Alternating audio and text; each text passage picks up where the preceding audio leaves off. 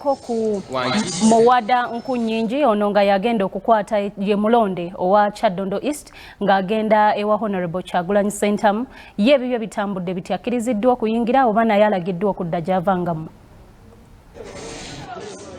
Muwada Nkunyingi azze yeewera era ng'agamba nti ye munnamateeka akozesezza ebitiibwa bibiri agambye nti MP oba omubaka omulonde alindirira okulayira nti era kati essaawa zino y'omu ku batwala Robert Kyagulanyi Ssentamu wano wawangalira. Oluvannyuma n'ategeeza nti ye munnamateeka omu abali mu kibiina ekya National Unity Platform n'awera nti ye wakukirizibwa okuyingira okutuuka okulaba ku muntu waabwe Robert Kyagulanyi Ssentamu. Wabula kimubuuseeko nti bano abakumaddembe olumulengedde olulabye bulabye emmotoka ye bakoleddewo akabonero akamugamba nti kyukodde gy'ova.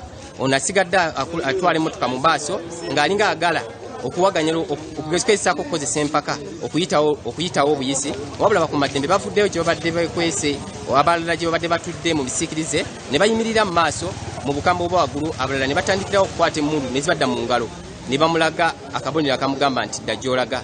Ono nga munnamateeka asazeewo agoberera amateeka n'ava mu mmotoka ye n'ababuuzaako era ne bamukakasa nti si beetegefu kumukkiriza kutuuka mu maka g'omukulembeze wa National Unity Platform Robert Kyagulanyi Ssentamu. Era bw'atyo naye avuddeyo ng'ennyindo yenkata kubanga ekibadde kimuleese tasobodde kukituukiriza. Agamba nti amafuta ge gamufidde bwerere n'obudde bwe bw'amaze nga yeetegeka okujja okulaba omuntu waabwe. Muwada Nkunyingi aweze okutwala ensonga eno mu mateeka nti omutuuze nga Robert Kyagulanyi Ssentamu erabika ddala ne mu lukalala lw'abalonzi tayinza kugaanibwa kugenda kulonda nti era alina eddembe lye okulonda omukulembeze owa disitulikiti ye kennyini mwawangalira n'abakulembeze ku mitendera egy'enjawulo nga munnakibiina ekimu ku ebyo ebyavuganya ku ntebe ennene ey'obukulembeze bw'eggwanga.